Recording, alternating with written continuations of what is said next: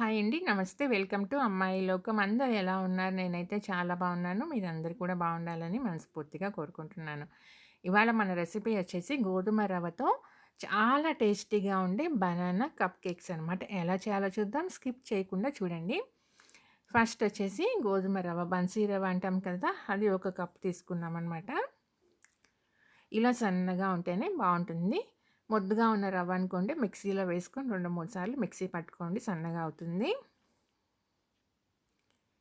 దాన్ని ఒక్క నిమిషం పాటు లో ఫ్లేమ్‌లో పెట్టుకొని ఫ్రై చేసుకున్నామంటే కరెక్ట్‌గా ఉంటుంది.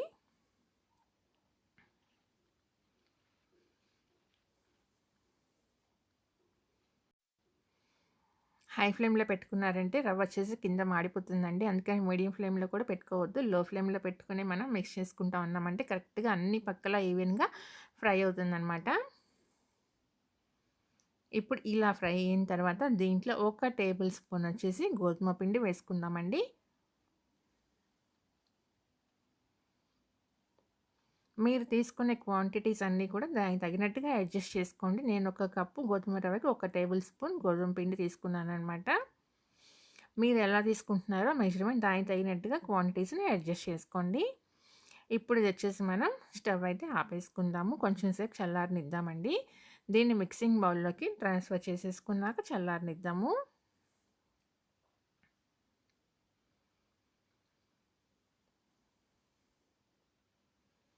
ఇప్పుడు దీంట్లోకొచ్చేసి ఒక పండిపోయిందండి బనానా. దీన్ని వేసుకుందాం. అరటిపండు చూడండి బాగా మగ్గిపోయిందనమాట. దీన్ని చూడండి ఎంత బాగా చక్కగా మగ్గిందో. మీరు కావాలంటే దీన్ని మిక్సీ జార్‌లో కూడా వేసుకోవచ్చనమాట. నేనైతే చేత్తోనే బాగా మగ్గింది కాబట్టి చేత్తో ఊరికే ఇలా మ్యాష్ చేస్తేనే బాగా చక్కగా అయిపోయిందండి మెత్తగా. మీరు కావాలనుకున్న వాళ్ళు దీన్ని మిక్సీలో కూడా వేసుకోవచ్చు.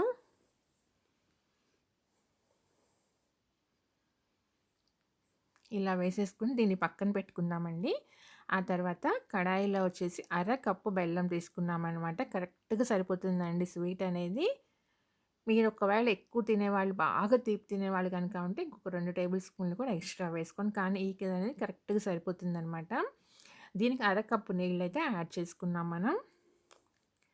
ఇక్కడ కడాయిలో వచ్చి నేను బెల్లం వేసేదానికి ముందు నెయ్యి వేసుకొని ఒక 2 టేబుల్ స్పూన్లు ఎండు కొబ్బరి, తర్వాత ఆల్మండ్స్, బాదం పప్పు ఫ్రై చేసుకొని పక్కన పెట్టానండి. దాన్ని కూడా చూపెట్టేది ఏముందిలే నేను చూపెట్టలేదు. ఇప్పుడు చూడండి మనకేం పాకం రావాల్సిన అవసరం లేదు. దీన్నొచ్చేసి మనం స్టవ్ అయితే ఆపేసుకొని ఈ బెల్లం నీళ్ళని మనం ఫిల్టర్ చేసుకుందాము. వేడి వేడిగా ఉండగానే ఫిల్టర్ చేసుకుందామండి. ఇప్పుడు దీన్ని బాగా మిక్స్ చేసేసుకొని మనం ఒక 10 నిమిషాల పాటు నానితే సరిపోతుంది. ఎందుకంటే మనం వేడి వేడి బెల్లం నీళ్ళు వేసుకున్నాం కాబట్టి అంతకంటే ఎక్కువ అవసరం ఉండదండి.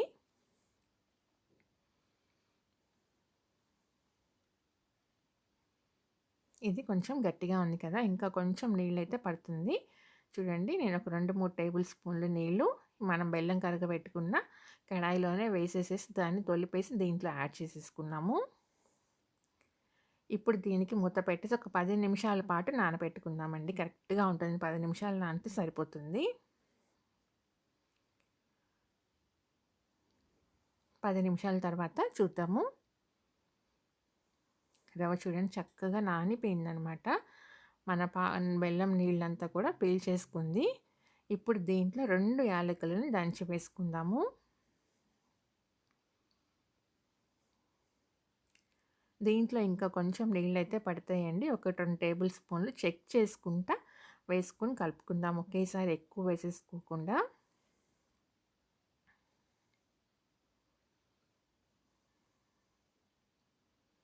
అంతేనండి. కన్సిస్టెన్సీ అయితే ఇలా ఉండాలనమాట. ఇప్పుడు దీంట్లో వచ్చేసి ఎండు కొబ్బరి ముక్కలు, బాదం పప్పులు కట్ చేసుకొని మనం ఆల్రెడీ నెయ్యిలో వేయించి పెట్టుకున్నాం కదా! వాటిని వేసేసుకుందాము.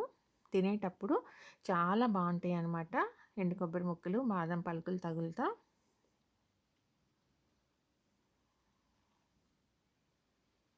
దీంట్లో ఒక పావు టేబుల్ స్పూన్ బేకింగ్ పౌడర్ వేసుకుందాము.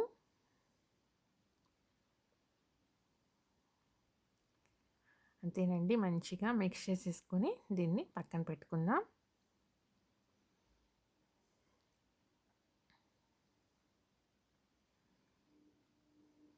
ఇప్పుడు మీ దగ్గర ఏమున్నా కానీ చిన్న చిన్న టంబ్లర్స్ ఉన్నా, గ్లాసులు ఉంటాయి కదా! అవైనా గానీ, లేదంటే చిన్న చిన్న ప్లేట్లున్నా, ఏదున్నా గానీ, నేనైతే చిన్న చిన్న గిన్నెల్లో వేస్తున్నానండి ఈరోజు.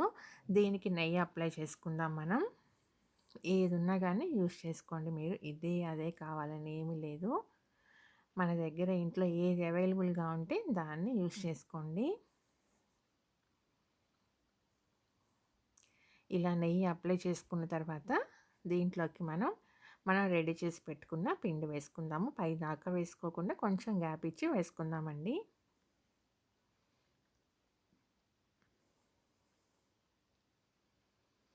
పిల్లలకైతే చాలా బాగా నచ్చుతాయన్నమాట. తప్పకుండా ట్రై చేసి చూడండి ఒకసారి మీరు కూడాను.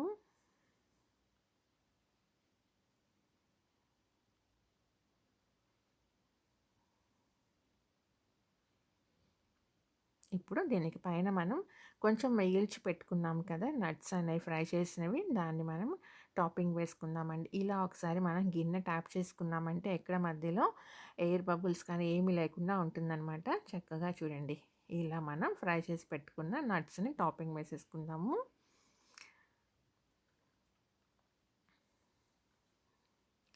అంతేనండి. ఇప్పుడు ఇడ్లీ కుక్కర్లో వచ్చేసేసి మనం ఇడ్లీ కుక్కర్ లోపల నీళ్లు పోసేసుకొని చాంబర్లో ఇడ్లీ ప్లేట్ పెట్టేసుకుందామండి.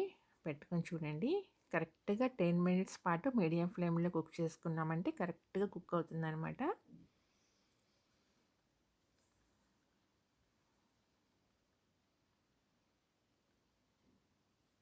చూడండి 10 నిమిషాల తర్వాత టూత్‌పిక్ గుచ్చి చూపిస్తాను మీకు.